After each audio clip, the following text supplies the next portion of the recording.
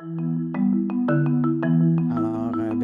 tout le monde à cet enregistrement d'un podcast du Living Lab Charlevoix podcast avec Dr. Francis Fontaine. Aujourd'hui, c'est vraiment un moment spécial. Dr. Fontaine on a étudié la médecine ensemble et on a gardé le contact. On s'est croisés il y a quelques années au Cercle du Soleil, en fait. Et puis, Dr. Fontaine est médecin au Cercle du Soleil. Il est aussi médecin de l'équipe nationale de ski acrobatique et aussi au Canadien de Montréal et Tennis Canada. En tout cas, bref, c'est un grand médecin sportif. Il pratique la médecine sportive en privé. Il y a une grosse clinique à Laval. C'est toujours ça, à Laval, Francis. Oui, tout à fait. Et donc, dans le milieu de la médecine sportive, là, chaque fois que je lance ton nom, les gens te connaissent bien. Et c'est donc un honneur de t'avoir avec nous aujourd'hui. Tu as un parcours vraiment intéressant. Pardon? Merci pour l'invitation, Dr. Fleet, éminent collègue. Bon, fait que c'était vraiment une belle entrevue aujourd'hui. Je ne sais pas si vous avez des questions. Bon, alors, Docteur Fontaine est vraiment quelqu'un qui a un grand sens de l'humour. On a eu vraiment beaucoup de plaisir dans notre cours de médecine ensemble. Il y avait d'autres personnes assez connues. Autant que toi, Francis, il y avait entre autres de Docteur Mélissa Généreux. Pour les gens de la santé publique, vous connaissez Mélissa Généreux, donc elle était dans notre classe. Il y a aussi une personne, si vous suivez l'émission de garde 24/7, il y avait Sophie Motard. Exact. Qui est orthopédiste oncologue. Est-ce que tu penses à d'autres personnes aussi, Francis, dans notre classe qui... C'est pas mal. On a vu un petit peu Anne Rouleau, qui est très impliquée au niveau de la pédiatrie dans le coin de l'Estrie, qui a fait un peu de pédiatrie sociale. Je pense qu'on entend parler d'elle aussi un petit peu. Non, c'est une bonne cuvée. Une bonne cohorte. On a eu beaucoup de plaisir. Fait qu'aujourd'hui, on est ici pour parler de toi, ton parcours, ta carrière. Fait que Francis, dis-moi, on a suivi les Olympiques de façon très attentive. On a tous eu peur, en fait, qu'il n'y aurait pas d'Olympiques. Un, c'est la Chine. Deux, c'est évidemment la COVID. D'abord, pourrais-tu me décrire, donc tu reviens, là, ça fait une semaine à peu près que tu es de retour, on a parlé de ça tantôt. Donc, comment était le sentiment, là, tu sais, t'arrives là. Premièrement, est-ce que tu savais si tu étais pour y aller vraiment? C'était quoi le feeling sur le terrain au niveau médical? Ça a été très variable, un peu nos impressions. Il y a à peu près 2-3 mois, là, quand Omicron a commencé, j'ai eu des doutes. Hein, même s'ils disaient non, on va le faire. On avait des réunions avec l'équipe médicale du Comité olympique canadien qui, eux, avaient des réunions avec le CIO, le comité médical. Puis ils disaient, écoute, ils nous disent qu'ils n'ont pas de cas, tout ça. Et les règles, on doutait un peu des chiffres, mais on dit, bon, on va se préparer comme si on y allait. Nous, c'est certain qu'il y avait ils nous ont mis un peu des règles un peu. Alors, tu sais, on devait passer, si tu avais la COVID, 1 mois avant les Jeux, là, ta participation pouvait être compromise. On a fait plusieurs tests, là, 16 jours avant, 14 jours avant, 96 heures avant, 72, 48, puis un test antigène juste avant d'embarquer dans l'avion pour être certain qu'on n'arrive pas là-bas avec des tests positifs. Et évidemment, avec Omicron, on a eu beaucoup d'athlètes qui ont été touchés. Et malheureusement, c'était dans les dernières épreuves de qualification. Ils annoncent les équipes nationales très, très tardivement. Quand on a vu que non, il n'y avait pas trop de cas en Chine, que le comité olympique chinois voulait tenir les Jeux, là, on a avisé beaucoup de nos athlètes, disait, écoutez, ça se peut qu'il y ait des gens qui sont dans les meilleurs au monde qui ne soient pas là à cause de la COVID. Il y a eu quelques cas, beaucoup moins que je m'attendais. Je pense que le fait qu'il y ait eu l'Omicron un peu plus rapidement en Europe, puis nous, ça a été touché très, très fort dans le temps des fêtes. Ça a permis aux gens de se rétablir, mais on a quand même eu quelques cas qui continuaient à évacuer du virus, même si c'était du virus mort, et qui testaient positif au PCR. Alors, ça, c'était un peu le défi là-bas. Quand on est arrivé, alors le comité olympique a très bien fait ça, nous a fait arriver à Vancouver d'avance, et on a lisé 2 avions. Alors, c'était juste l'équipe nationale. Puis les règles d'espacement, puis si on testait positif, bien, on pouvait être isolé selon si mon compagnon de voyage testait. Alors, tout le monde, on se fiait un peu les uns sur les autres, mais au niveau médical, on a eu à faire vraiment vraiment des mises en garde très, très sévères et très répétées aux athlètes. Dire, écoutez, il faut faire attention. Je sais que vous allez être parti pendant 1 mois, peut-être, au mois de février, mais avec la famille et tout ça, il faut faire attention dans le temps des fêtes. Puis heureusement, on s'en est sauvé. On a eu un cas dans l'équipe de ski acrobatique qui a testé positif, qui a dû être isolé vraiment dans un centre d'isolement à part, à 1h30 du village olympique. Alors, c'était un petit peu traumatisant pour elle, mais finalement, ça a très bien été, a pu participer. Là-bas, les circonstances, là, on se faisait tester à tous les jours, PCR, c'était sur place au village olympique. Puis là, on voyait arriver une petite ambulance. Puis là, whoop, il attrapait quelqu'un, puis il disait OK, tu as 2 tests positifs, tu sors du village. Puis il y avait des gens qui étaient considérés contacts rapprochés, devaient être isolés à leur chambre, manger à leur chambre. Il y avait juste transport individuel pour se rendre au site de compétition. L'organisation était assez impressionnante là-bas. Heureusement, il n'y a pas eu de transmission. Je crois une fois qu'on avait franchi la frontière, il n'y a pas eu de transmission, à ma connaissance, là, dans le village olympique. Alors, on était confiants de ça. Moi, j'avais surtout peur de... Bon, l'ILI, c'était pas tellement un problème, c'est que j'avais peur de rester positif, tester positif là-bas, puis de rester là-bas pour pouvoir prendre l'avion pour le retour. Heureusement, on n'a eu aucun cas là, qui a dû rester derrière. Puis c'est nous, évidemment, le médecin allait rester avec l'athlète. Alors, on ne voulait pas nous l'attraper, on ne voulait pas que les gens l'attrapent. Finalement, il faut leur donner ça. C'était très organisé. Des KN95 tout le temps, sauf dans notre chambre ou en mangeant, mais même dehors, au grand vent. C'était obligatoire. Il y avait énormément de gardiens de sécurité. À la fin, j'étais presque rendu au stade où je croyais leurs chiffres qu'il n'y avait pas de cas ou très peu de cas parce qu'ils étaient tellement sévères. Là.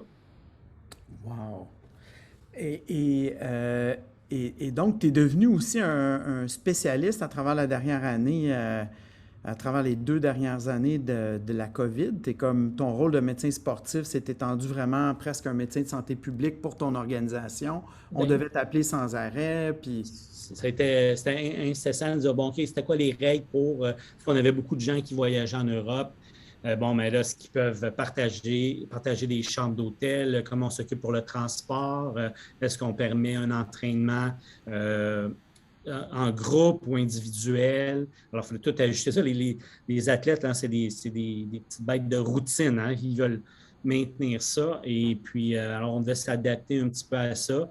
Et puis, évidemment, ça testait positif. Bon, OK, qu'est-ce qu'on fait? Qui qu'on teste? Est-ce qu'on leur permet de partir, même aller se joindre à notre bulle? On formait des bulles par équipe. Les thérapeutes, là, bon, on avait des décisions à prendre. Est-ce qu'on envoyait... La dernière Coupe du monde était à Deer Valley, à Park City, dans l'Utah. Est-ce qu'on envoie l'équipe si c'était déjà qualifié ou quels sont les risques-bénéfices?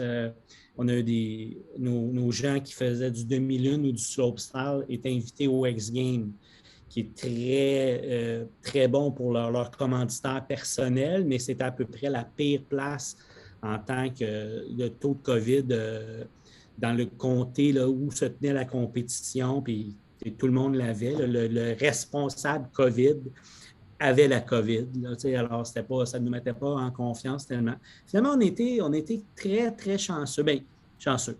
On a fait notre chance. Hein, puis finalement, ça a très bien été. Les gens ont pu participer. Ils sont allés au bout de leur rêve. Puis on leur a donné la chance de participer. Oui, ça a été difficile pour eux, mais je pense qu'on a trouvé des solutions quand même pour qu'ils puissent se faire justice. Et tu n'en es pas à tes premiers Jeux olympiques, Francis? Non, c'est mes 3e. J'avais fait Vancouver au sein du comité olympique de Vancouver, où j'étais plus à la polyclinique du village. Et après ça, fait en Corée il y a 4 ans avec l'équipe nationale. C'était ma première expérience avec eux. Puis là, ça fait 10 ans que je suis avec l'équipe nationale de ski acrobatique. Puis là, c'était mes deuxièmes jeux avec eux. Fait 3 jours au total. Chaque jeu différent. Hein. En Corée, on avait peur de se faire envahir. Puis il y avait la Corée du Nord, elle allait nous lancer des missiles sur la tête. Puis à Vancouver, on pensait encore qu'il y aurait des attaques terroristes. Puis le responsable de la clinique nous expliquait, ah oui, on a des bonbonnes d'oxygène, mais il faut les maintenir à l'extérieur du périmètre d'explosion. Je disais, c'est quoi le périmètre d'explosion? Il dit, ah, tu ne veux pas savoir c'est quoi? Est-ce que je peux savoir? Est-ce que je couche dans le périmètre d'explosion? Il dit oui. Alors, il y avait des règles, genre les sites les plus probables d'attaque. Chaque jeu a toujours son histoire. Là, à Rio, c'était le Zika, puis tout ça. Là, il y a toujours un peu une histoire qui monte avant les jeux. Et donc, toi, bon, on va parler des différents types d'athlètes pour lesquels tu es médecin, mais si on parle, on reste sur le sujet olympique, donc l'équipe de ski acrobatique, est-ce que t'es-tu quelqu'un qui, au départ, avait un intérêt pour le ski acrobatique? Est-ce que tu connaissais bien cette discipline-là? Pas tellement. Il y a une dizaine d'années, je cherchais quelqu'un par l'Association des médecins du sport du Canada, l'Académie canadienne. Il disait, écoute, on a besoin de quelqu'un pour aller en Finlande pour accompagner l'équipe de boss. Je dis, ben oui, je vais m'impliquer avec une équipe nationale. Fait que ça a commencé comme ça. Et puis, tranquillement, pas vite, il y avait beaucoup d'athlètes du Québec. Alors, notre médecin-chef était basé à Vancouver. Fait qu'il y avait toujours des besoins. Fait qu'on a utilisé un modèle à 2 médecins, un chef pour l'Ouest, un chef pour l'Est du Canada. Puis, avec le temps, mais là, tu développes une relation, un sentiment de confiance avec les coachs, avec les athlètes, avec le personnel de soutien. Et, mais je n'étais pas...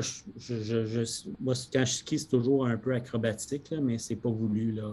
Sauf qu'on doit couvrir sur les sites. Là, les postes, ça va, on est bien, mais quand on fait le slopestyle, on doit être basé sur le parcours, puis là, descendre le parcours pour aller rejoindre l'athlète. Là.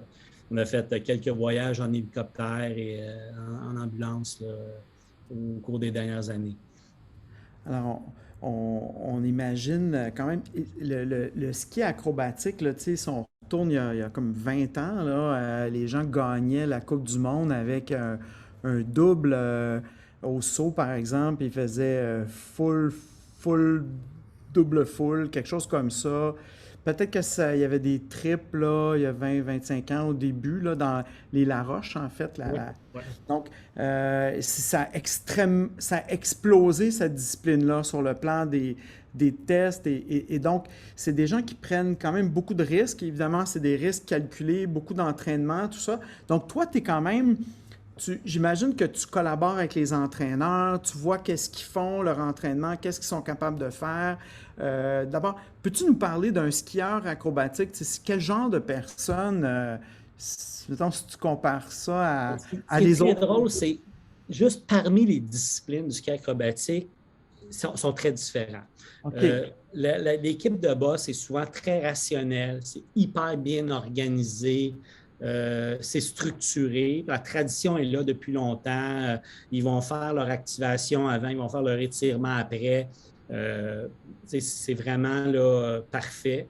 Puis les nouvelles disciplines comme le slopestyle ou le demi-lune qui vient, c'est plus relax. Là, alors, ça a été très difficile de leur dire, écoute, oui, c'est bon, tu es bon pour faire des pirouettes puis tout ça, mais il faudrait que tu t'entraînes aussi. Tu auras un bénéfice à être plus fort des membres inférieurs, en prévention de blessures, des choses comme ça. Puis les gars qui allaient un peu plus old school, ça accrochait pas trop. Mais les nouveaux qui embarquaient, eux, suivaient un peu plus le programme et on commençait à avoir des très bons résultats. Alors, ça a eu un effet d'entraînement. Fait qu'il y a eu une transformation, je te dirais, dans les 8 dernières années, d'une attitude très, très relaxe. Et pourtant, c'est des gens qui prennent des risques. Là. Puis nous, c'est toujours un peu, on en discute, on a des psychologues avec nous, avec l'équipe. On a une grosse équipe de support intégré, là, médecins, psychologues, conditionnement physique, physiothérapeute, chiropraticiens qui voyagent avec nous habituellement. Puis c'est toujours, puis quand on rencontre un nouveau médecin qui commence à voyager avec l'équipe, on va toujours lui parler, tu dis, écoute, c'est pas le temps d'aller leur... Tu sais, chaque athlète doit faire face un peu à ses peurs. Des fois, le saut est très impressionnant, mais tu ne peux pas lui dire, « Hey, my God, t'es malade, toi, de faire ça. Moi, je ne ferais jamais ça. » Tu sais. Non, ils vont le gérer, tu sais, à leur façon. Ou un athlète qui se fracture des vertèbres, un athlète qui a fait quelques commotions cérébrales, bien, il y a toujours un peu d'appréhension au retour. On y va progressif, mais on doit être en relation avec le thérapeute, avec le coach. Puis souvent aux Jeux olympiques, la scène est plus grande, la pression est plus grande, mais en réalité, c'est comme une Coupe du monde, c'est comme un championnat du monde. Puis, mais on dit toujours qu'il y a des gens qui vont embarquer un peu sur le cuckoo strain, là, ils vont venir un peu fous rendus aux Olympiques. Là. Si quelqu'un a mal à la tête, là, automatiquement, ça lui prend une résonance magnétique parce qu'il y a un ACV, c'est sûr. T'sais. Non, faut vraiment... C'est pour ça que l'avantage d'avoir des gens calmes. Des fois, le sens de l'humour est une bonne outil. Des fois, on traite les athlètes, mais il faut presque autant traiter le personnel de soutien qui va stresser l'athlète. Puis on voit des préparateurs mentaux qui vont nous dire, OK, bon, on a notre champion, comment on l'approche aujourd'hui? C'est sa grosse journée. Il dit, je ne changeais rien. Vous étiez habitué de faire un fist bump avant, continuez à faire ça. Faites-en pas plus, faites-en pas moins. Des fois, les gens, c'est tellement gros, la pression tellement grande qu'ils veulent en faire trop. Mais là, le physiothérapeute va devenir le psychologue, le nutritionniste, le médecin. Non, fais ta job. Chacun a son rôle. Puis si tu tiens à ça, ce qu'on a toujours fait, c'est bien que ça fonctionne. T'sais. Alors, ça fait un peu partie de notre rôle des fois. Des fois, quand tu lis d'un code, ou des fois, il faut se reculer un petit peu pour voir un peu la situation se développer, puis dire, hey, écoutez, là, c'est un peu comme ça qu'on joue notre rôle de leader, oui, au niveau médical, mais aussi au niveau interpersonnel. Et, et donc, toi, tu es directeur médical de l'équipe de ski acrobatique du Canada, en fait. Maintenant, donc, tu as un rôle de leadership important. Donc, moi, je me rappelle de toi justement par ton sens de l'humour, ta capacité d'écoute. T'es quand même quelqu'un qui est big picture, du gros bon sens. Tu sais quand il y a un élément psychologique ou pas. Tu as ce sens clinique-là qui n'est pas dû à tout le monde, en fait, en médecine. Pour être honnête, là, souvent, on pratique une médecine un peu plus défensive, on a peur de se faire poursuivre, etc. Et tu es quand même dans un domaine à haut risque de ce genre de trucs-là. Donc, il y a des enjeux incroyables. L'athlète, si tu l'envoies puis il n'est pas parfaitement en shape, puis il aggrave une blessure, tu pourrais être poursuivi, donc toute cette relation-là de confiance est importante, puis toute ton expertise, évidemment. Alors, comment tu deals avec tout l'aspect même médico-légal? Parce que la médecine sportive, c'est pas non plus une médecine comme toi, tu me l'as enseigné quand on a fait quelques chiffres ensemble au Cirque du Soleil, mais tu sais, c'est pas une science exacte, là. Il y a beaucoup de cliniques, tu n'envoies pas tout le monde en résonance, tu vas trouver des enfants. Fait que, comment tu deals avec cet aspect-là, toi, médico-légal, la décision partagée, ou je sais pas? Bien, c'est certain ça prend de la documentation. Tu as droit à l'erreur, mais tu n'as pas droit à la négligence. Là, alors, c'est sûr que c'est toujours un peu... On a par exemple, les commotions cérébrales. OK? Un collègue, dans le temps, moi, je n'ai jamais eu de poursuite, jamais. Mais c'est sûr que c'est à risque. Surtout que c'est un peu une zone grise quand tu sors du Canada avec une équipe nationale. Tu n'as pas de permis de pratique là, en Finlande ou en Autriche. Tu es là dans de support et de conseil, mais des fois, tu interviens un peu, tu inities un traitement. On a notre medical bag où on peut traiter les athlètes canadiens, là, surtout s'il y a une notion d'urgence, mais c'est toujours un petit peu, la zone est un petit peu grise, puis tu donnes des conseils parfois, tu es dans un aéroport où là, les gens ont le temps de venir te parler, puis ils vont dire, ah ben telle affaire, c'est un peu des consultations de corridor d'aéroport au lieu d'hôpital. Il faut se faire une discipline de le documenter. C'est certain que comme dans n'importe quoi, ben, t'expliques moi, je crois à l'intelligence des gens. Le docteur, c'est conseiller.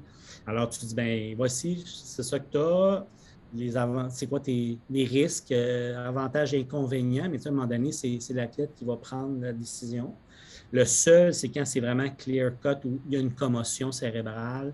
Puis là, on a un protocole standardisé où on suit les étapes. Puis avant même le retour sur la neige, ils doivent parler à un médecin indépendant de l'équipe de ski pour être à l'aise de discuter des risques, pour pas qu'on ait l'impression de... Ça paraît que notre protocole a été écrit par un avocat, je pense. En tout cas, on ne ferait jamais ça ailleurs, mais à cause du dossier chaud des commotions, bien, on suit notre protocole. Il faut être capable c'est ça, comme tu l'as dit, gros bon sens. Si tu retires tout le monde du jeu à la moindre petite blessure, tu ne prends aucun risque, tu vas perdre la confiance, les gens vont te cacher des blessures.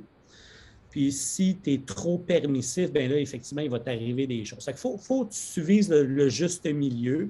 Puis c'est sûr qu'il y a des choses, ça vient un peu avec l'expérience, là, tu sais. Il y a des fois, en rétrospective, je me dis,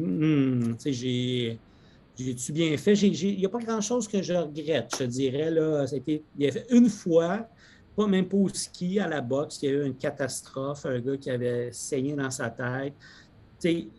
Notre rôle a été très, très bien fait, mais c'est 2-3 jours après où j'ai réalisé, je dis, ouf, ça aurait pu mal tourner, différemment si je n'avais pas fait tel acte à tel moment, le transfert, si on avait retardé un petit peu. Mais c'est ça la médecine. Quand tu as un sport que tu as besoin d'un médecin à côté de la piste, c'est parce qu'il y a des risques. Au Cirque du Soleil, c'est la même chose. C'est ce qui rend un peu l'activité spectaculaire, que les gens vont vouloir le suivre. Bien, c'est ça. Il faut que tu sois à l'aise un peu à vivre avec ce stress-là. Et à travers maintenant, si on parle des autres sports, donc tu es quand même d'autres sports, donc tu as touché un peu le Cirque du Soleil, donc, mais tu es aussi médecin avec le Canadien de Montréal. Ouais. Et donc, la pratique, la médecine professionnelle, est-ce que c'est différent? Donc, comment ça fonctionne comme au quotidien? T'es médecin de l'équipe, avez-vous des réunions régulières? Y a-tu... c'est quoi le rôle par rapport au coach, etc.? Puis on te demande pas de révéler des détails, mais c'est vraiment tout structuré un peu de la même manière. De façon générale, je pense qu'on peut nous, je pense que c'est ma 4e ou 5e année avec eux. Par des choses publiques, la Ligue nationale demande qu'à chaque partie, il y ait un traumatologue, un médecin du sport, un dentiste, un orthopédiste. On est beaucoup, là. On s'entend qu'on se pile sur les pieds un petit peu. Puis ça, c'est lors des négociations collectives, il dit, bon, mais on veut tel type de professionnel sur place. Alors, moi, je suis là en tant que médecin du sport, qui est un peu le seul médecin omnipraticien. Là. Dans le fond, c'est là que je me sers d'un médecin familial, que je n'ai jamais fait de suivi en 15 ans. Mais comme avec l'équipe nationale de ski, on voyage, tu vas traiter une pneumonie, tu vas traiter une infection urinaire. Bien, c'est un peu la même chose au hockey. Là. Ils ont tous des petits boutons, puis ils t'amènent toutes leur femme ou leur enfant, puis ils disent, qu'est-ce que tu en as? Alors, c'est ça la versatilité du primary care sport physician, hein, du médecin du sport de premier contact versus un orthopédiste qui fait de la médecine du sport. Qui a plus l'option chirurgicale. Bien, nous, on couvre le non chirurgical et tout ce qui est relié un peu au pays.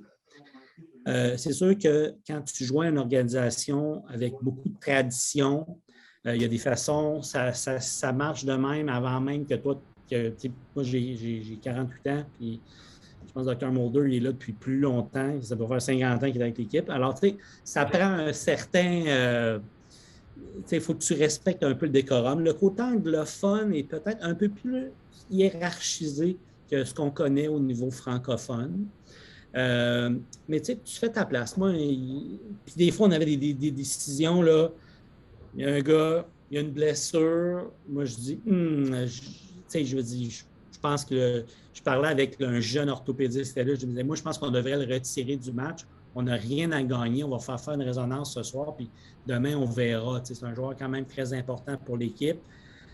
Mais on a un médecin-chef, puis là, tu vas le voir. Mais si je dis, lui, il dit non, non, c'est moi, il va jouer. Mais moi, si tu n'y vas pas, ce n'est pas ta job si tu ne lui dis pas. Je dis, regardez, il faut l'aborder d'une certaine façon, très diplomatique.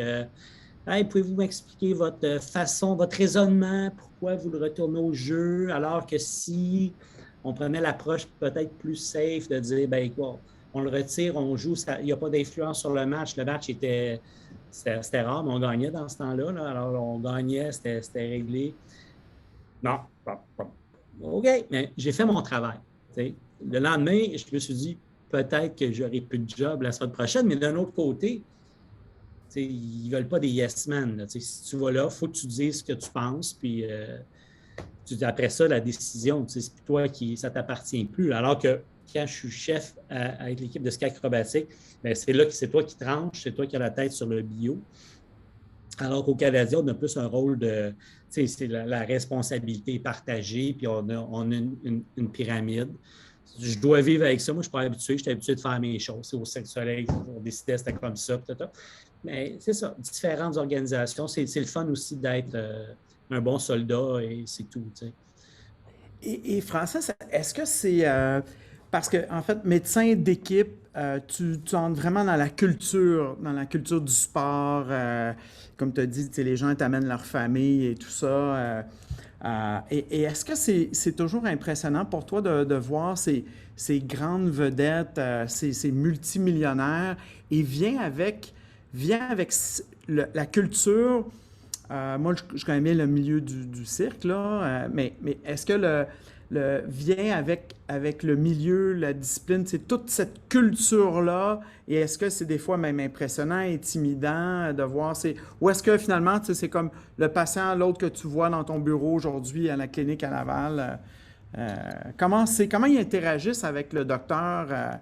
C'est vraiment c'est différent au niveau professionnel, sport d'équipe. Comme je te parle des Canadiens, les gens, les athlètes, les hockeyeurs vont avoir leur agent. Ils ont souvent l'agent, c'est souvent des grosses firmes. Ils ont leur réseau de consultants. Fait que, ils vont venir te voir. Nous, on va faire l'examen pré-saison, s'assurer que tout est beau. Puis s'il y a des blessures en cours de match, l'équipe a toujours un droit de regard un peu sur la façon que c'est traité. Mais souvent, il n'y a pas une méfiance, mais ils vont souvent aller chercher une seconde opinion. Puis des fois, ce ne sont même pas nos médecins qui vont les opérer, ils vont les faire opérer ailleurs parce qu'eux, ils ont la possibilité. Je dis à moi, le gars qui fait ça, il est à Saint-Paul, au Minnesota, je vais me faire opérer là. T'sais. Puis même si c'est une affaire bien banale, une rupture de coiffe, on pourrait faire ça au Québec facilement, moi, je vais à New York me le faire. Il ne faut pas le prendre personnel. C'est sûr que moi, d'où je viens au niveau l'équipe de ski ou avec les sports plus individuels, même si c'est des professionnels, moi, j'ai plus l'impression que je suis leur conseiller, puis on prend les décisions ensemble. Je suis un peu de l'autre bord de la clôture avec les Canadiens où les gens vont venir, ils vont voir ce qu'on dit, on va régler les petites affaires, mais quand c'est des grosses décisions, parfois, ils vont souvent aller ailleurs. Puis moi, je pense que ça pourrait être amélioré un peu, mais ça fait un peu partie du sport. Côté, c'est impressionnant. Écoute, c'est sûr, c'est des gars. Quand Carey Price il rentre dans ton bureau, là, c'est-tu impressionnant? Nous, on les voit tout le temps au Centre Bell. Je veux dire, il y a des anneaux, il y a des cercles. Hein? C'est un peu qu'est-ce que tu as besoin de savoir encore. Il y a un peu une culture de la confidentialité très, très importante. Alors, les gens vont dire, c'est les médecins-chefs qui vont régler. Puis, s'ils ont besoin de toi, ils vont venir te chercher et dire, OK, peux-tu regarder telle chose? Moi, j'arrive là toujours plein de bonnes intentions, avec ma machine d'échographie, nouvelles techniques possibles qu'on peut faire. Il faut y aller par étapes. Puis moi, je me dis, si j'avais un nouveau médecin qui joignait l'équipe nationale, ça serait un peu le même processus que je voudrais qu'on y aille par étapes, fais tes preuves, tout ça. C'est un peu ça que je fais. c'est certain que moi, je suis un fan de hockey, mais on voit l'équipe adverse, on voit l'équipe visiteuse. S'ils se blessent, on va les voir aussi. Fait que je me dis, c'est.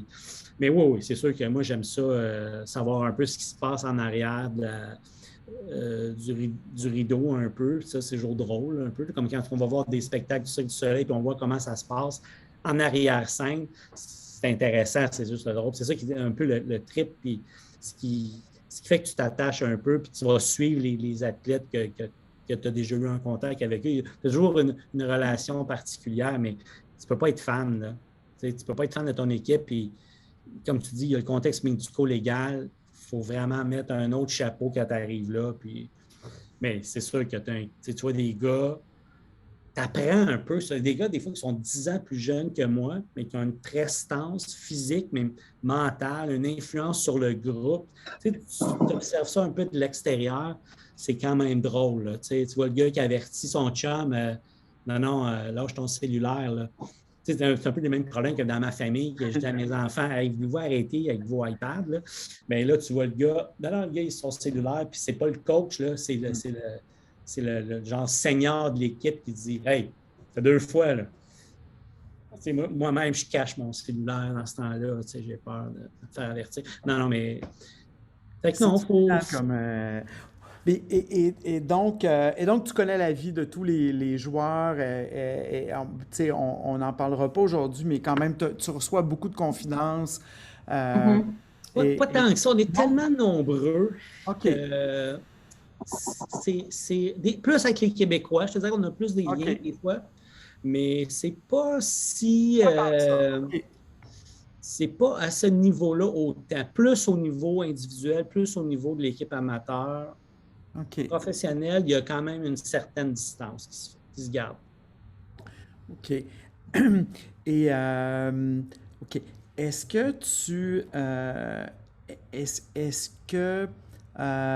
il y a une personne là-dedans, y a-tu des athlètes que tu as vus de par leur résilience à travers les années, que tu dis mentalement, et ça peut être probablement très public là même, là, tu ne révèles pas, tu dis honnêtement, sachant d'où il part, je ne sais pas comment ils ont fait sur le plan psychologique. Isabelle, tu veux-tu muter tu veux-tu la muter, Jenny? Isabelle, OK, merci. Puis on va te présenter Isabelle tantôt. Je suis bien content qu'elle soit là aujourd'hui.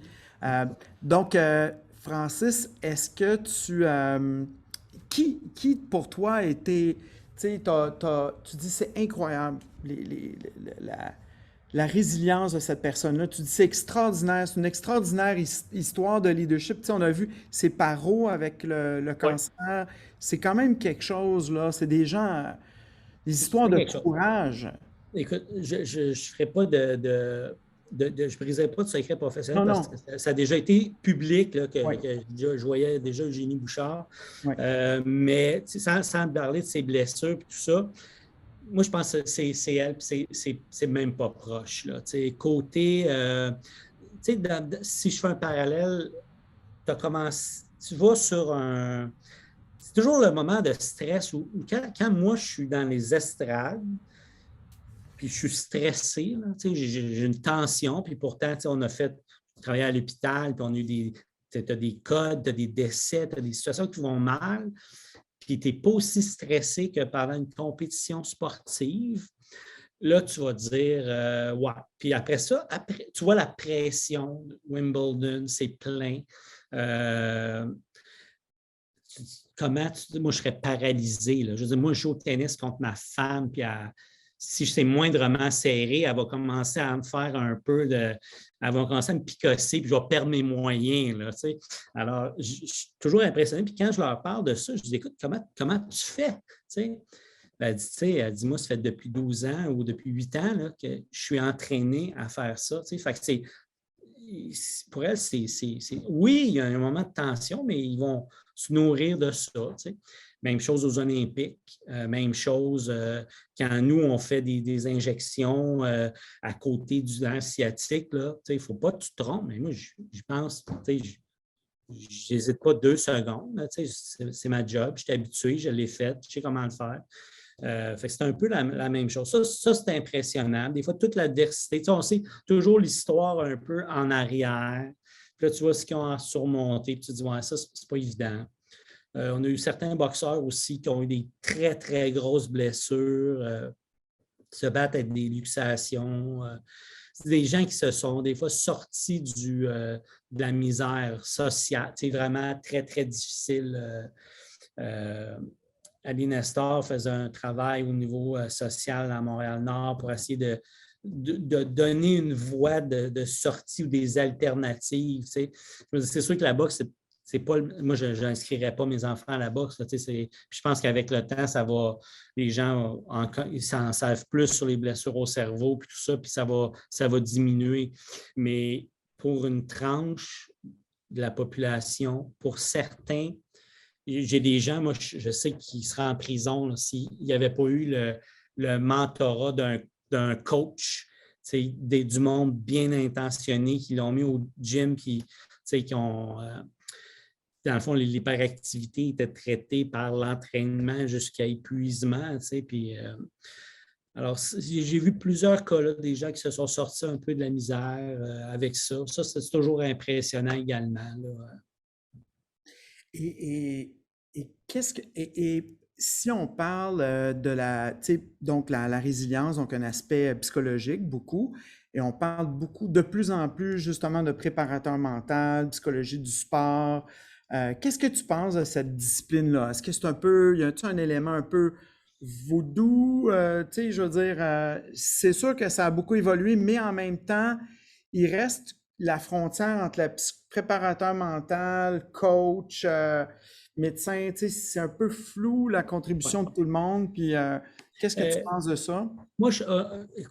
Souvent, je vais utiliser cet exemple. Moi, je pense que c'est des très, très bons alliés parce que paradoxalement, on a les sportifs qui font faire, mettons, du slopestyle, du demi-lune, du sport très à risque. Et je me dis, hey, ces gens-là ont peur de rien, mais on a énormément de problèmes d'anxiété.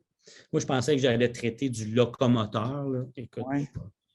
on traite là, bien plus de conditions autres.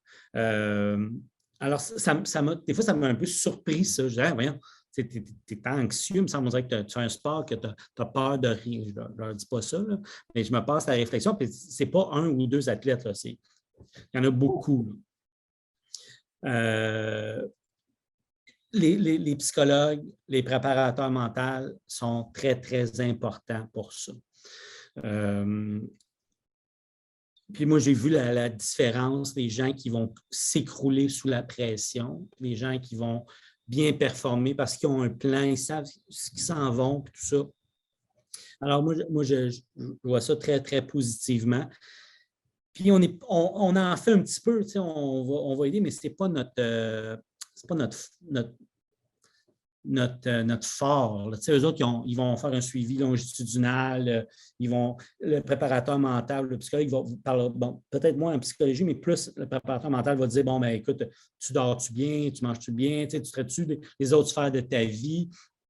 Et après ça, quand j'ai des athlètes qui ont peur un peu de l'étiquette de consulter, ben, je dis, voyons donc, tu as vu dans le journal, un tel, ils ont tous des préparateurs mentaux, là, ils vont tous des psychologues pour ça. C'est rendu normal de faire appel à ça. Fait que ben c'est vrai. Ce qui s'est passé avec certains sportifs professionnels qui ont eu recours à des thérapies fermées ou des choses comme ça dernièrement, mais je pense que ça l'aide. Le côté un peu macho du gars qui ne veut pas consulter. Bien là, si le gars que tu vénères, il est capable de le faire, mais toi aussi, tu es capable. Ça l'aide. Comme les commotions, le fait que ça soit médiatisé, qu'il y ait des films là-dessus, ça sensibilise les gens. Ce n'est pas juste le docteur qui va le dire, ça vient de l'extérieur, de l'environnement. Ça rend notre travail beaucoup plus facile les gens ils comprennent. Là. Avant, là, on se faisait remplir, les gens nous cachaient des blessures. Ils disaient non, non, je vais très, très, très bien. Puis là, on faisait les tests neurologiques, puis tu vois, ça n'avait aucun bon sens. Tu sais. Maintenant, là, encore au dernier match, là, on évalue un gars, puis c'était pas clair. Là. C'était 85 n'était pas sûr. Comme de fait. Il était honnête. Alors, je disais, hey, on a vraiment. Il aurait pu nous en passer parce que ses examens objectifs n'étaient pas trop pires. Alors, je veux dire, ben ça, c'est là que tu gagnes un peu de confiance. Tu fais tes preuves, ils sont prêts à s'ouvrir à toi. Puis, c'est intéressant. Et, et Francis, est-ce que tu. Donc, toi, tu étais. Ce que j'ai pas dit, c'est que tu étais quand même chiropraticien avant d'aller en médecine. Donc, tu as quand même une formation en musculo-squelettique vraiment importante. Dans notre cours de médecine de base, évidemment, il y a l'année de plus en médecine sportive. On parlera d'Isabelle Lavallée tantôt, mais euh, c'est quand même récent. Tu apprends ça un peu sur le tas. Évidemment, il y a beaucoup de physio en médecine, tout ça, tu sais, qui font ça. Jusqu'à quel point tu penses que ta formation en chiropratie t'a vraiment aidé dans la médecine, dans ta pratique actuelle? Moi, ça m'a aidé. C'est sûr, toute l'anatomie de base, surtout là, depuis que je fais de l'échographie, my God, c'est de l'anatomie, là, beaucoup, beaucoup, beaucoup, beaucoup, beaucoup. Alors ça, je pense que j'avais un intérêt, j'aimais ça, c'est plus facile. Je vois aussi c'est sûr que j'avais l'intérêt, tu es bon là-dedans, ben, ça s'est fait un peu naturellement. Puis je comprends un peu mieux aussi parfois les thérapeutes. Moi, je ne fais plus de traitement, je n'ai jamais fait après quand je suis passé en médecine, mais je vois ce qu'ils essaient de faire. Je me rappelle quand tu traitais quelqu'un et tu n'avais pas des résultats que tu t'attendais ou des choses comme ça. Fait que, tu peux te mettre dans leur position un petit peu. C'est drôle, hein, parce qu'à la fin, quand on voyage avec l'équipe nationale, je ne sais pas toujours c'est quoi leur background. C'est un thérapeute athlétique, c'est un physiothérapeute, c'est un chiropraticien. Les techniques à la fin, là, il y a comme une fusion, ça se ressemble beaucoup. Il y a quelques petites particularités, mais ce qui marche, là, ça revient pas mal tous au même. Là, OK. Donc, une bonne formation de ce côté-là, mais tantôt, tu as mentionné l'aspect psychologique. ouais. Est-ce que tu penses, puis on en a parlé beaucoup avec les étudiants, les résidents, d'ailleurs dans notre dernière session du Living Lab, est-ce que tu crois que la médecine, ta formation médicale, t'a bien préparé sur le plan, sur le plan de tout ce qui est connaissance au niveau du stress, de l'anxiété pour une pratique actuelle, ou est-ce que par rapport au nombre de clients qu'on voit, du moins en médecine sportive, peut-être même en médecine familiale, on devrait investir plus par rapport aux enfants. Qu'est-ce que tu penses de ça? Écoute, c'est sûr que faut mettre plus de formation. Moi, j'ai appris beaucoup sur le tas. Le fait que rapidement, j'avais des équipes qui avaient beaucoup de moyens, bien, on avait le psychologue. J'apprenais beaucoup en discutant avec lui. Aux Olympiques, on avait un préparateur mental, Jean-François Ménard, là, qui voit beaucoup, beaucoup, beaucoup d'athlètes, qui s'occupe de Max Parot et tout ça. Ben, moi, on veut pas, on est en bas des pistes, on attend que nos athlètes descendent. On a beaucoup d'heures de discussion à geler, là, mais on peut jaser aussi en même temps. Puis c'est là qu'on va chercher beaucoup, beaucoup. Moi, je suis nourri par ça. C'est pourquoi je vais là. Ben, c'est parce que c'est ça qui m'intéresse. Aux Canadiens, oui, tu as le sport, tu as les athlètes, tu as les coachs, mais tu as le réseau de médecins également. C'est tout du monde de haut niveau. Puis là, tu dis, hey, telle situation, on a des super bons échanges sur des cas, spontanément, je n'aurais peut-être pas d'idée, mais là, tu es là-bas, tu es confronté à un problème, tu en parles. Même chose en psychologie, on les voit, tous les cas, on discute, OK, bien là, j'essaie de vous trouver quelqu'un qui va rencontrer notre athlète on avait un cas, moi, je n'ai jamais géré ça, là, des cas d'hypomanie ou des gens qui étaient suicidaires dans un camp d'entraînement au Cirque du Soleil. Tu es à Montréal, tu as une fille qui fait des tentatives de suicide en Égypte, mais elle vient du Brésil, il faut la rapatrier. Est-ce qu'elle peut embarquer tout seul dans l'avion ou si tu prends quelqu'un? C'est ce genre de décision-là que tu prends. Mais moi, ça me nourrit, je trouve ça le fun. Mais c'est certain que dans ma formation, ma résidence, ce n'est pas suffisant. Puis là, je parle à mes collègues en médecine familiale, puis ils me disent quasiment une consultation sur 3, c'est des problèmes de santé mentale, surtout en pandémie. Écoute, il faut que tu sois équipé. Là, on n'a pas fait assez de locomoteurs, on n'a pas fait assez de suivi, d'accompagnement au niveau psychologique, c'est clair. Là. Il n'y a pas beaucoup de temps pour passer beaucoup d'informations. Et bon, il y a quand même, bon, on a quand même discuté beaucoup de ça la dernière fois. La médecine est appelée vraiment à être changée complètement parce que là, il y a tellement de connaissances. Tu ne peux pas suivre tout, en fait, et beaucoup d'informations qu'on nous enseigne, c'est factuel, ça change, mais c'est sur up-to-date, c'est dans plein d'affaires. Alors, tu sais, mais par exemple, le jugement, par exemple, les relations avec les patients, ces grandes affaires-là, c'est quand même super important et c'est difficile d'apprendre ça, dans les livres, tout, ça ne sent pas au fur et à mesure. Bon, Francis, un sujet intéressant parce que tu es entouré de tous ces sportifs-là, OK? Et qui a un lien avec qu'est-ce qu'on vient de parler du stress. Et tu as touché là-dessus, là, de comment l'impact de l'exercice sur le mental des personnes. OK? Et, euh, et donc, les études démontrent que l'activité physique, c'est tout aussi efficace qu'un antidépresseur, qu'un anxiolytique, qu'une thérapie cognitive comportementale pour le mental. Toi, tu es entouré de tous ces personnes-là qui vont peut-être à l'extrême, mais bon. Et c'est intéressant parce qu'à l'ouverture de la conférence d'ouverture de la virée nordique organisée par le docteur Dupuis. C'était Martin Junot, que tu connais, de l'Institut de cardiologie de Montréal. Lui, il parlait beaucoup de... C'est vraiment un top là-dedans. Et donc, qu'est-ce que tu penses de l'exercice pour monsieur, madame, tout le monde?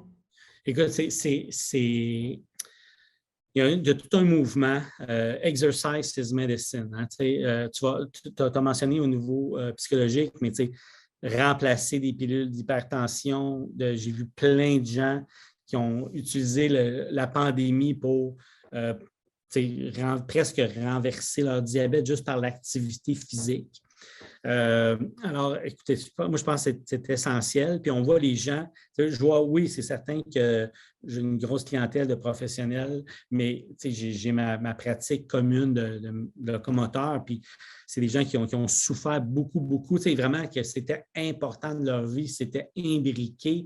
Et quand tu sors de ça, tu perds tes endorphines, ton sentiment de bien-être, mais tu perds aussi le réseau social relié à ça. Puis les gens quand ils vont me consulter, ils disent, écoutez, moi, là, je dois absolument retourner rapidement au sport. Pour ça, ben, tu vois, tu ne fais pas juste s'occuper de son petit arthrose de genou. Là, c'est vraiment, tu gères, tu as des impacts beaucoup plus grands sur sa vie. C'est sûr que c'est très gratifiant de ma profession. Mais oui, c'est clair que c'est essentiel. Puis on le voit, les gens qui vont arrêter de le faire vont souvent retomber. Moi, j'ai des gens qui me disaient, écoute, si j'ai peur, parce que j'ai déjà eu un passé de dépendance, j'ai remplacé ça un peu par l'exercice. Puis là, je ne peux plus faire d'exercice. J'ai peur de rechuter puis recommencer à consommer. Tu te dis, aïe, aïe, OK, ouais, c'était important pour toi, l'exercice dans ta vie. Là, Francis, je vais poser une dernière question. Après ça, on l'ouvre aux gens.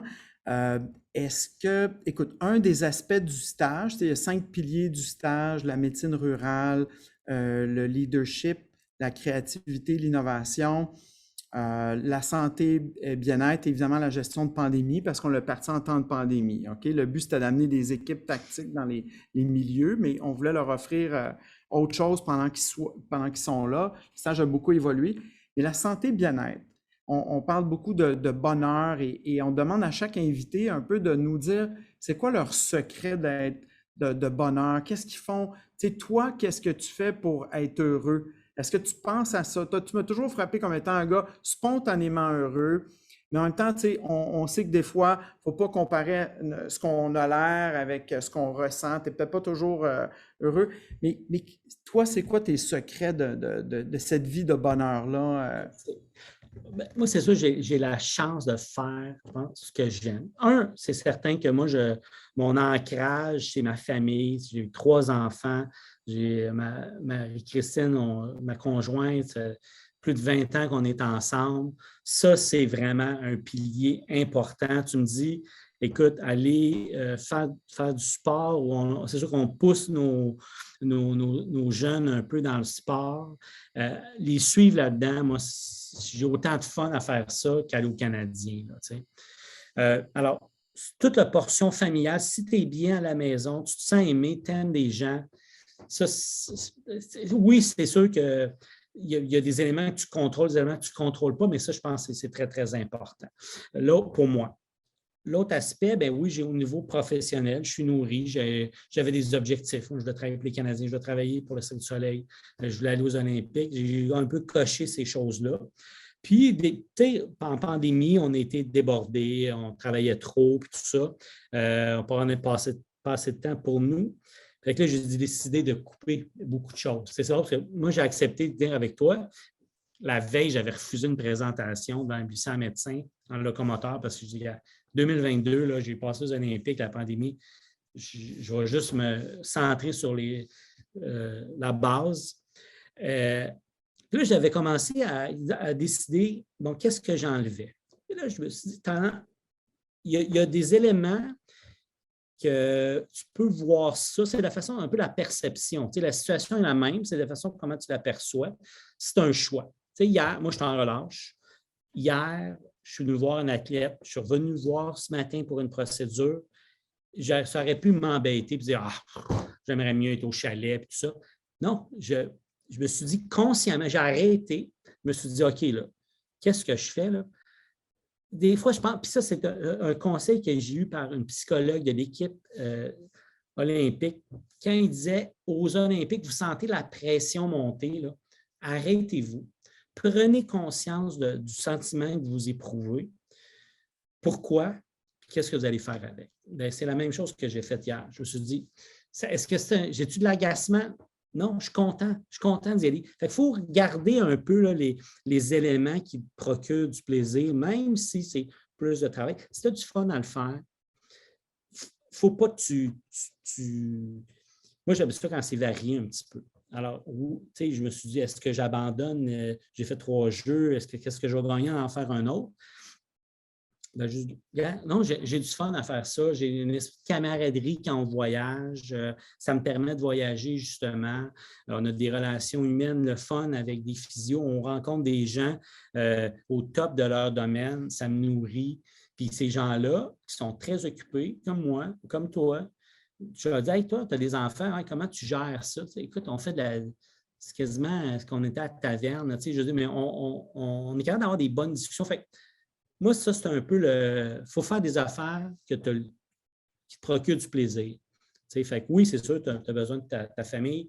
Il faut que tu gagnes ta vie, mais il faut se garder le piquant, un peu le plaisir. Tu pourrais travailler, toi, juste à l'urgence. Tu pourrais faire juste tes chiffres puis faire du vélo. Là.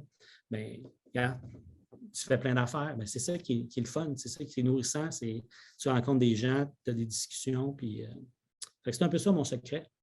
Et ça nous permet de rencontrer des personnes comme toi aujourd'hui. D'ailleurs, merci beaucoup d'avoir pris de ton temps pour être venu aujourd'hui.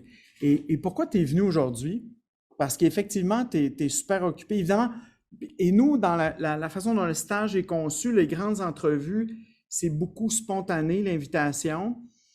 Et on ne veut pas que les gens... Tu sais, on aurait pu construire des cours, on ne voulait pas ça. On ne voulait pas que les gens aient des cours, donner du trouble à des personnes et tout.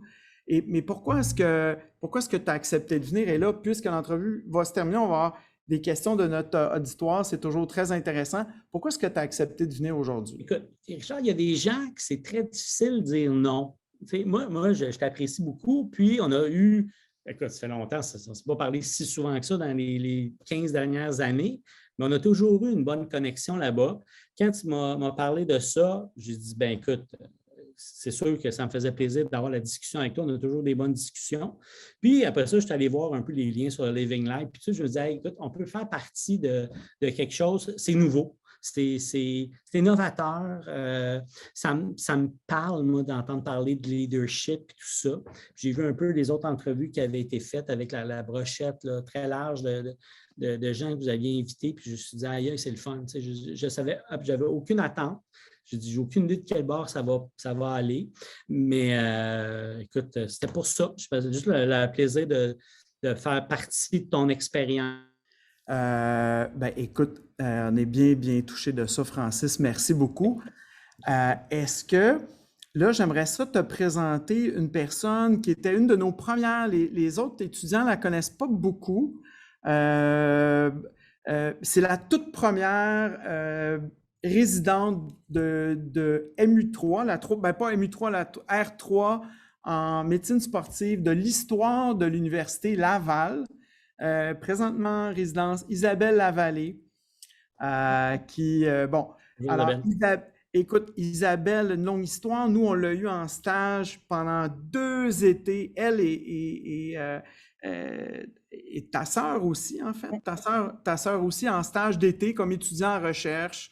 Elle a travaillé à Baie-Saint-Paul, étudié les affaires de SCAM. Elle a travaillé à l'École nationale de cirque. Elle a étudié les profils de blessures à l'École nationale de cirque. C'est elle-même une gymnaste, en fait. C'est une athlète du Roger-Art, pas en gymnastique, en autre chose aujourd'hui.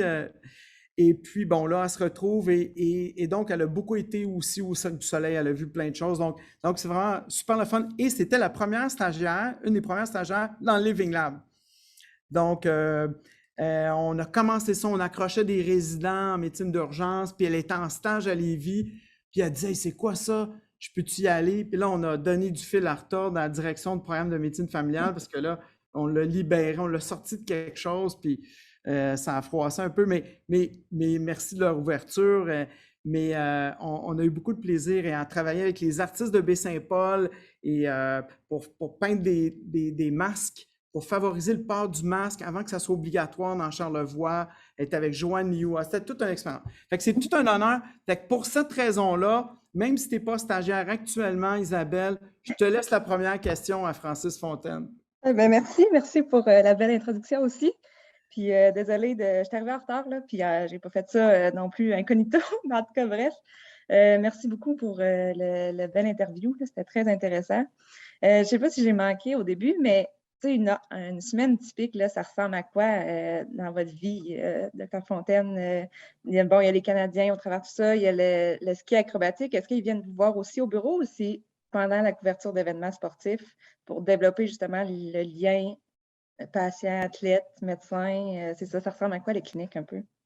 Écoute, c'est très variable. Je te dirais, justement, ce qui est le fun, c'est que c'est rare que j'ai des semaines vraiment usuelles. Je vais faire, mais habituellement, le lundi, vendredi, je vais faire plus de la gestion parce que je suis le propriétaire de la clinique ici un petit peu. C'est également ma période tampon là, pour si je dois reporter des cliniques et tout ça. Mais sinon, je fais 3 journées complètes de consultation.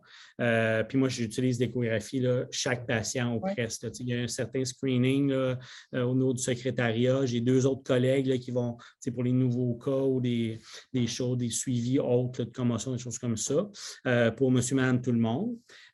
Sinon, je vais faire à peu près une quinzaine de parties des Canadiens. Je vais habituellement voyager une année qui n'est pas olympique, là, 2 à 3 semaines par année.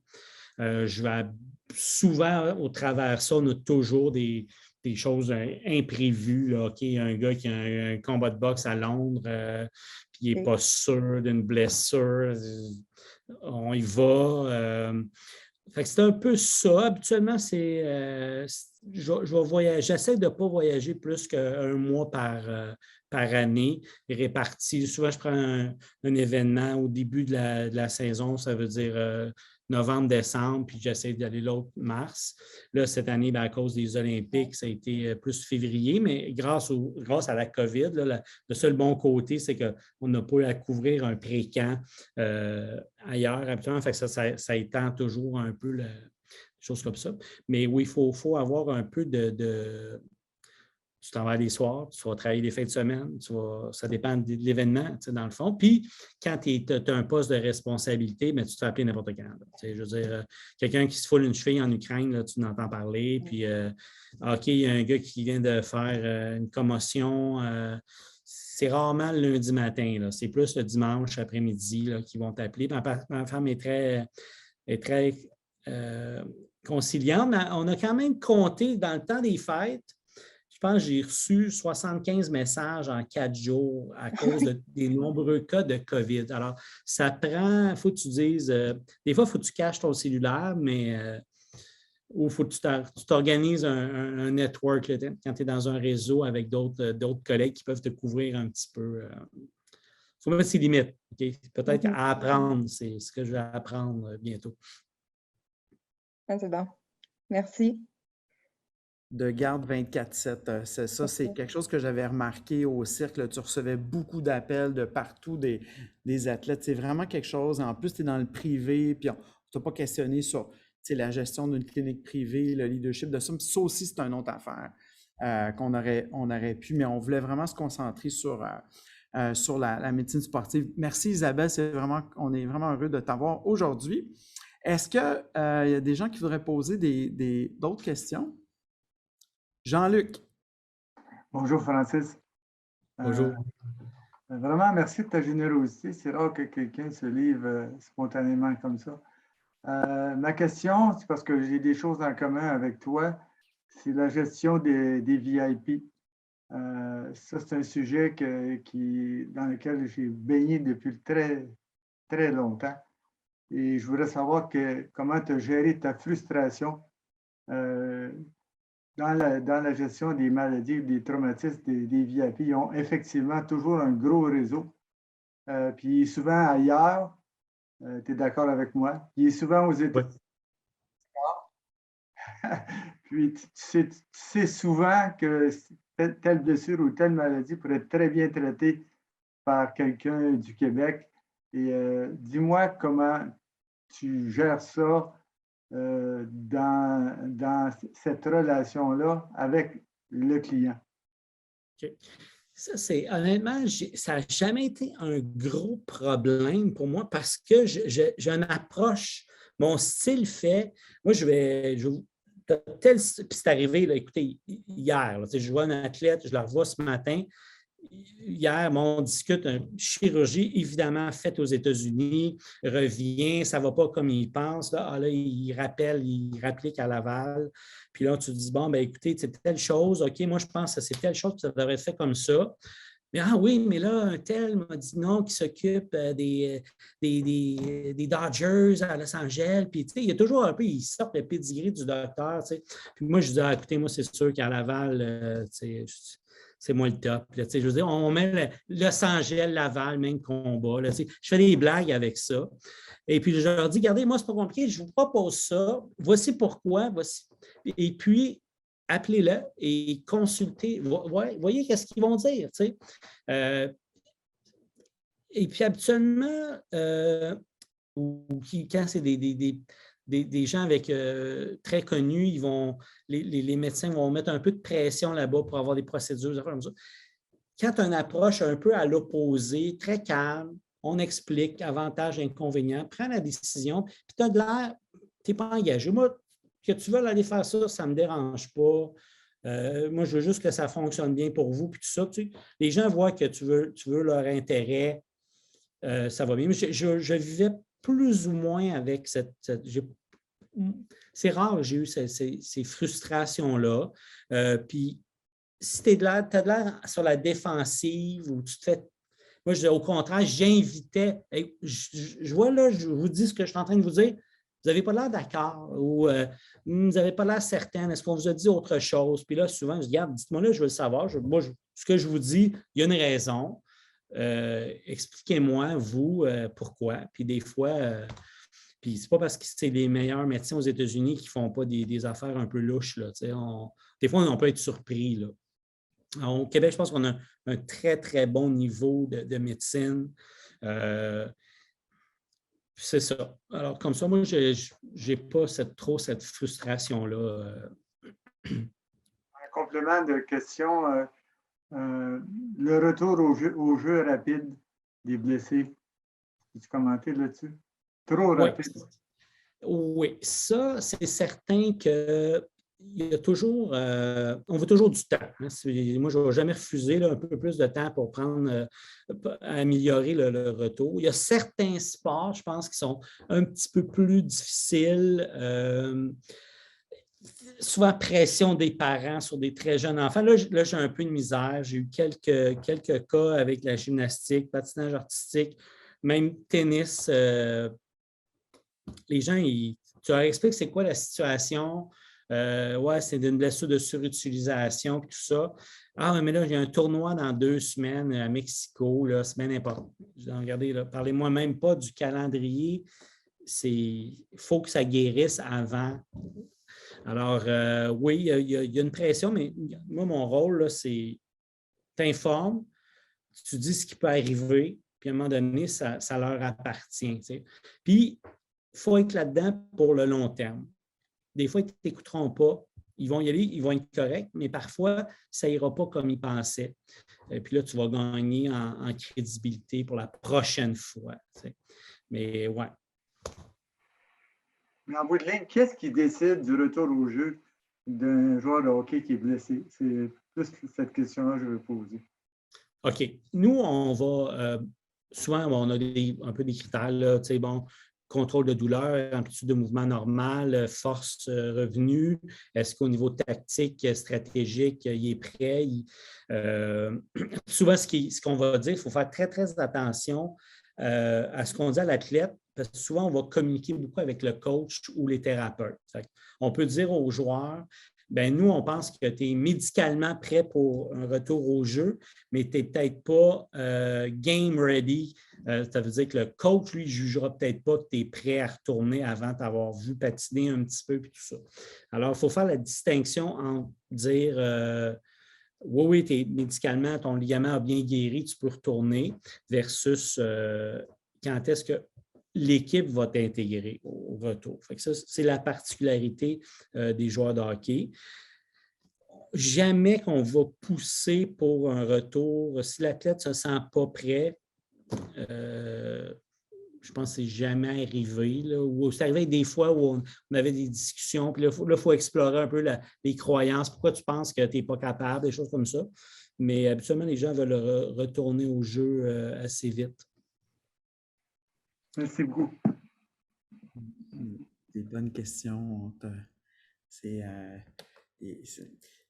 Jean-Luc, c'est tout un personnage engagé dans sa communauté. Et il me fait penser un peu à toi parce que lui aussi, c'est un 24/7. Tu l'appelles n'importe quand, il est toujours disponible pour faire quelque chose. Et pour tout le monde qui veut réaliser ça, la médecine d'être appelée 24/7, là, ces gens-là la pratiquent. Aujourd'hui, les gens ne veulent plus trop faire ça. Et je pourrais te dire qu'à l'urgence, nous, tu sais, c'est sûr que quand tu sors de l'urgence, ton chiffre est fini, là. OK? Oui, tu peux t'appeler, mais c'est un peu ça. C'est pas de la médecine continue. Tu ne traînes pas cognitivement des affaires. Moi, je fais d'autres choses, là, je traîne toujours des affaires cognitives. Mais je ne dis pas que les médecins d'urgence ne le font pas non plus, mais on n'a pas ce suivi-là, en fait, des personnes. Cette charge cognitive, le fait d'être assis, c'est vraiment important. Et l'autre chose, c'est que, Francis, tu prends des grands risques importants, mais les patients que tu vois ne sont pas, pour la plupart, en danger de vie ou de mort. Et donc, ils sont aussi des privilégiés d'un système de santé. Et je me souviens, tu sais, quand j'allais à l'école nationale de cirque une journée à l'urgence le lendemain, des fois, j'étais comme, la physio disait, ouais, il faudrait faire une résonance. Pourquoi qu'on va faire la résonance? Bien, il est encore mal, il est sur un fil de fer. Ouais, c'est sûr. Écoute, il n'y a pratiquement même pas les critères d'Ottawa pour un rayon X. Là, tu es comme, tu sais, là, c'est tout un accès, c'est beaucoup de téléphones, organiser tout ça. Mais effectivement, il y avait une fracture de stress, ça le plaçait à haut risque. Les cliniciens du terrain m'avaient. Donc, c'est pas. Mais dans un système un peu tout croche comme on a, tu sais, vraiment, cet accès-là les gens sont privilégiés d'avoir accès à toi, Jean-Luc aussi, pour toute la question des gens privilégiés. Mais ça aussi, c'est quelque chose. Je vais juste demander, est-ce que d'autres personnes qui auraient une question une autre question pour Francis? Jenny? J'ai-tu le droit? Ben oui. Ben, tu sais, la médecine sportive, tu sais, j'ai l'impression que ça commence, tu sais, à un niveau où l'athlète est déjà un athlète presque en voie de professionnalisation, mais je me demande si j'ai l'impression que les athlètes doivent arriver déjà brisés, déjà avec des mauvaises postures, des mauvaises tendances qui sont quand même probablement longues à replacer. Puis, je me demandais si ça se pourrait que la médecine sportive arrive beaucoup, beaucoup, beaucoup plus tôt, soit justement dans les écoles secondaires, avec des médecins qui viennent faire des tours avec les plus gros athlètes. Je ne sais pas. C'est une problématique? Bien, écoute, il y a une grosse portion de la médecine sportive qui c'est exactement ça. Oui, là, c'est sûr qu'on parle des Olympiques, des Canadiens et tout ça, mais je vais voir, moi, je suis à côté d'une résidence soleil, là, j'entrais de l'arthrose du genou. Là, c'est pas des athlètes, puis cette fois, c'est toujours très drôle de voir. J'ai des joueurs de football qui mesurent quasiment 8 pieds, là, qui pèsent 400 livres, à côté de madame qui arrive avec sa marchette. C'est le clash qui est drôle, mais j'ai fait longtemps les examens pré-saison pour les programmes sport-études de baseball.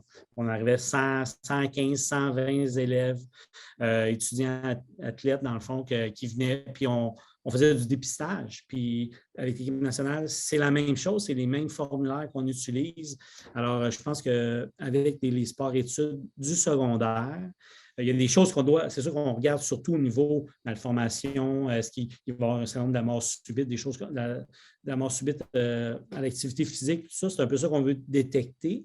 Mais je dirais que ça, c'est un élément qui était très, très agréable parce que j'ai voyé en secondaire 1 puis j'ai voyé jusqu'en secondaire 5. Fait qu'il y avait même si on se voyait une fois ou deux par année, il y avait un certain attachement qui se créait, puis on les mesurait tout le temps chaque année. Ah, bravo, tu as gagné 3 pouces, là, je ne sais pas trop quoi. S'il y avait une compétition dans l'équipe.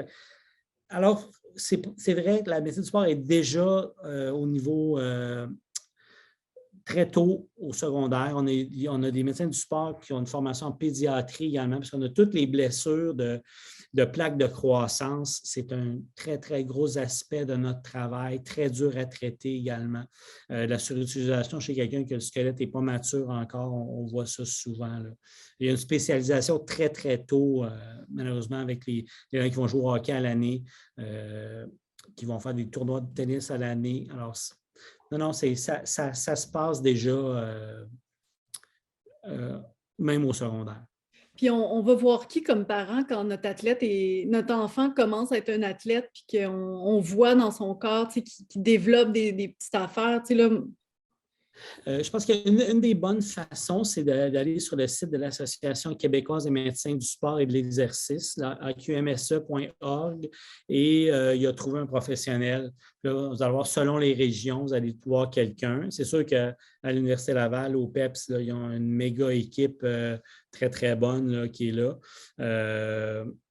Fait que c'est souvent dans ces coins-là. Baie-Saint-Paul, je ne peux pas vous dire exactement, je n'en connais pas personnellement. J'en connais beaucoup à Québec, là, mais souvent là, avec le site de la QMS, avec la QMSE, c'est peut-être la meilleure façon de voir. Merci.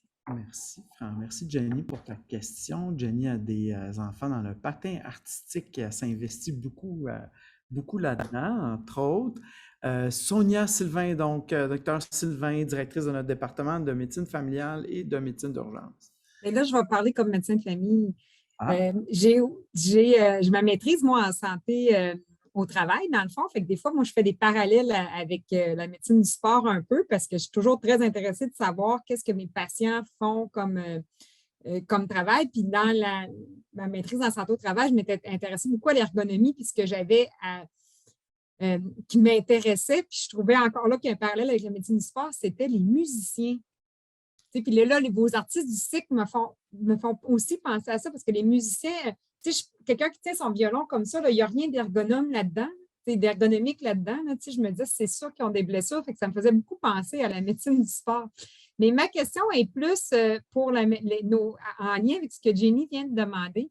Parce que nous, dans nos cabinets, là, on est ça, ces jeunes enfants-là ou ces ados-là qui passent dans nos bureaux. Est-ce qu'il y aurait une ou deux questions que je devrais leur poser une fois que je sais qu'ils font du sport, peut-être un petit peu plus de niveau compétitif, pas juste d'exercice pour se tenir en forme, quoique ça peut amener des blessures aussi, mais je veux dire, parce qu'ils n'ont pas toute l'occasion là, d'être dépistés dans leur activité, mais moi, ils passent dans mon bureau pour dire quelque chose. Est-ce que Il y a quelque chose que je devrais m'intéresser pour savoir est-ce qu'il serait à risque de développer une blessure ou il y a une question que je pourrais poser? Si on va au niveau du dépistage, c'est sûr qu'on ne veut pas manquer un syndrome de Marfan qui pourrait amener des problèmes lors de la pratique du sport ou au niveau cardiaque. C'est vraiment l'affaire qui nous inquiète le plus. On a toujours des histoires là, dans les nouvelles. Là, une fois, 7-8 fois par année, là, on a un athlète qui a fait du sport dans son cours d'éducation physique et qui est décédé subitement. Alors, au niveau des antécédents, est-ce qu'ils ont déjà perdu connaissance lors de la pratique du sport? Ça, c'est des grosses lumières rouges qui allument. Il faut aller un petit peu plus loin dans le bilan. Au niveau des historiques familiales également, c'est des morts subites avant l'âge de 50 ans. Ça, c'est des choses qui nous inquiètent beaucoup. Sinon, des blessures qui tardent à guérir, c'est des choses un peu à regarder. Souvent, comme je vous dis, là, les apophysites ou les blessures de plaques de croissance chez les jeunes, ça nous inquiète toujours un petit peu plus. Sinon, s'assurer qu'il y a une période de repos. Là, moi, je serais peut-être à l'affût pour des gens qui sont très, très sérieux, qui veulent vraiment faire du sport, mais qui ont... On oubliait dans le temps, là, tout le monde jouait au hockey l'hiver, au baseball l'été. Maintenant, ça joue soit au baseball à l'année ou au hockey à l'année. Moi, je crois beaucoup à la variation dans le sport. Alors, je pense que ça, c'est peut-être des choses qu'on peut encourager avant que ça soit trop jeune, là, spécialisé trop tôt. Un peu ça que je regarderais. Puis c'est vrai pour les violonistes, on voit souvent le syndrome d'intersection, très commun, des kysts arthrosynoviaux au niveau du poignet chez les pianistes. On voit aussi les musiciens de haut niveau, là, c'est des athlètes. Ah, excellente question aussi. Donc, on était plus dans le médical, mais excellente question. Ce qu'on essaie de faire dans les dernières minutes, c'est on demande à une personne, on fait le tour très rapide, puis on fait juste demander, une chose qu'ils ont retenue dans l'entrevue, puis comment ils se sentent après l'entrevue. Donc, on va commencer. Jenny va donner l'exemple. Qu'est-ce que tu as retenu, une chose, et comment tu te sens aujourd'hui, Jenny, d'avoir écouté Francis? Excusez. Une chose que je retiens, c'est le dégagement du pouvoir qu'il y a. Tu sais, des fois, regarde, je le sais qu'est-ce qu'il faut qu'il fasse, cet athlète-là, mais je ne peux pas prendre ses décisions. Fait que, tu sais, on se dégage à mener de ce qu'on ne peut pas changer puis où on ne peut pas aller faire. Fait que tu sais, des fois, je suis là-dedans dans la vie puis je trouvais que c'était comme hyper acquis chez Dr. Fontaine, là, ce côté-là. Fait que je retiens ça. Je me sens... j'ai vraiment appris plein d'affaires. C'est un domaine que je ne connaissais pas du tout. Je suis une sportive, blessée. Fait que j'ai vraiment beaucoup aimé ça, vous écouter. Fait que c'est ça. Je repars avec plein de nouvelles connaissances. Merci. Gratitude. Jean-Luc, une chose que tu as appris brièvement et une émotion, comment tu te sens aujourd'hui? Ben, qu'est-ce que j'ai appris, c'est que je constate de plus en plus que beaucoup d'hommes et de femmes qui ont des bonnes périodes de grande réussite dans la vie ont toujours eu un parcours complexe. Tu sais, lui, il était chiro avant, toi, tu étais psychologue avant. Les gens, à travers tous ces parcours complexes-là, se cherchent en quelque part, puis à un moment donné, toute leur expérience devient comme synthétisée dans l'énergie qu'ils vont mettre dans un domaine. Puis je pense que ça en est tout qu'un exemple. Là. Tout qu'un exemple. Puis on doute probablement que tu as douté souvent dans ce parcours-là si tu faisais la bonne affaire. C'est certain, il y a des remises en question assez fréquentes. C'est simple. Et comment tu te sens, Jean-Luc? Moi, je m'identifie à lui. Je me sens comme ça me rassure un peu parce que quand on a des parcours où est-ce qu'on est mis en question jeune sur nos décisions, on doute de nous autres mêmes. Puis c'est 20, 30, 40 années après qu'on dit j'ai bien fait de m'écouter moi-même. Peut-être la leçon que je veux dire, c'est que j'enseigne ça à mes filles.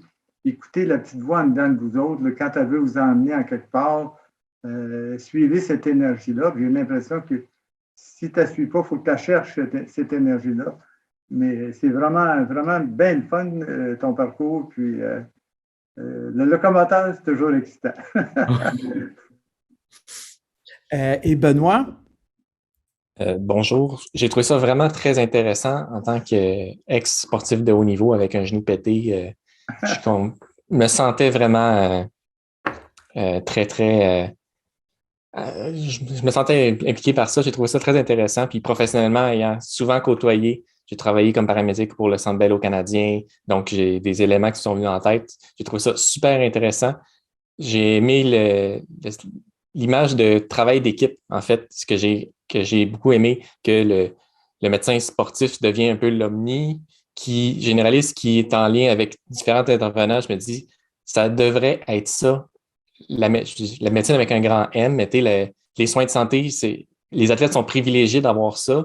J'aurais aimé ça pouvoir avoir ça, mais je me suis jamais rendu à niveau où c'était un suivi comme ça. Mais ça devrait être comme ça, en fait, dans le domaine, dans la vie en général. J'ai trouvé ça très, très, très intéressant. Donc, je me sens bien. En fait, je suis très heureux d'avoir vu cette conférence-là aujourd'hui. Merci beaucoup de votre temps. Évidemment, c'est un podcast, donc, mais les gens disent que s'ils assistent live, il y a quelque chose de spécial qui se passe. Isabelle, merci Benoît. Qu'est-ce que toi, tu as parlé du docteur Fontaine, c'est comme un idole. Oui, vraiment. Vraiment. De loin, les gens de ton équipe de l'Université Laval doivent en parler. Même si on est à Québec, on en entend bien parler. Puis, c'est ça, juste avant l'intervention de Dr Dupuis, ça vient bien me chercher aussi, là, de toujours ce questionnement-là, de savoir si on est dans la bonne voie. Mais ça rejoint, c'est ça ce que Dr Fontaine disait, là. Moi, c'est ce que j'aime aussi dans la médecine du sport, c'est la prescription de l'exercice, puis ça a été mentionné, puis de savoir qu'on est plusieurs dans cette volonté-là de prévention primaire, puis d'agir plus tôt, ben ça donne de l'espoir, puis ça donne une motivation là, à continuer dans cette voie-là pour ma pratique. Là. Fait que ça, je trouve ça hyper enrichissant, puis j'aimerais ça que ce soit à grande échelle aussi, que le gouvernement puisse embarquer là-dedans, là, puis qu'on ait plus accès à la médecine préventive là, ultérieurement. Ah, le lifestyle medicine, comme dit Jean-Pierre Després, il rêve de lifestyle medicine. Et donc, c'est intéressant, pas juste des athlètes de performance, mais de changer le monde à quelque part. Et tu te sens comment? C'est quoi ton émotion? Ben là, puis c'est sûr que d'écouter quelqu'un comme ça parler, qui représente aussi mes objectifs professionnels, je trouve que ça donne beaucoup d'espoir, puis une belle motivation là, à poursuivre dans tout ça. Là. Merci Isabelle. Sonia, derrière mais non la moindre. Ça rejoint beaucoup ce qu'Isabelle et Jean-Luc ont dit, là, c'est de suivre aussi nos objectifs. Là. Tu disais, Francis, je voulais aller aux Jeux olympiques, je suis allée. Après ça, être médecin du Canadien. Fait que je pense que de se fixer des objectifs, c'est toujours très intéressant parce que ça nous oblige à faire des choses pour se rendre là. Puis moi, je dis des fois que même si on n'y arrive pas, mais souvent, on va atteindre, je disais ça avec mes notes, si je vis 100, on va toujours bien avoir 90, mais si je vis 90, on va juste avoir 80. Fait que j'étais fière quand même de mon 90 parce que j'avais travaillé pour ça puis j'étais contente de l'avoir. Fait que c'est un peu la même chose que je vois là-dedans. Puis, comment je me sens? Je pense que c'est énergisant. Isabelle parlait d'espoir, mais c'est énergisant aussi. Là, tout à coup, on a comme le goût d'aller faire de l'exercice. On a le goût de se donner des objectifs pour réussir dans notre carrière. Je sais pas, c'était très, très, très intéressant. Merci beaucoup. Et donc, aujourd'hui, on a reçu le docteur Francis Fontaine, médecin du Cirque du Soleil canadien de Montréal, l'équipe nationale de ski acrobatique qui revient justement des Olympiques de Pékin. Francis, c'est un honneur de te recevoir. Tu es un bon ami de longue date. J'espère juste qu'on va avoir l'occasion de se revoir à nouveau. Tu seras toujours le bienvenu dans Charlevoix et on va bien te recevoir, Jenny, Benoît et moi et Jean-Luc. On te recevra avec grand plaisir, toi et ta famille. Si tu décides de venir, ça nous ferait vraiment plaisir. Et je te remercie. Je suis inspiré, touché de ton temps que tu as passé avec nous aujourd'hui. Écoute, continuez, c'est tellement le fun ce que vous faites. C'est un modèle unique, en tout cas, que je vois au Québec. Écoute, il faut que ça fasse des petits dans les régions autour. Alors, je trouve ça vraiment intéressant, innovateur. Écoute, innovateur, leadership. C'est inspirant pour moi aussi. Alors, c'est un plaisir d'être avec vous aujourd'hui. On t'invitera sûrement à être mentor du stage si ça te tente un jour aussi. Je sais que tu es bien occupé. En deux compétitions. On te salue. Merci tout le monde. Nous, on recommence dans quelques minutes, dans 3 heures, pour une longue série. Donc, merci infiniment. Merci tout le monde. Bonne journée. Merci tout le monde. Bonjour. Au revoir, à tantôt.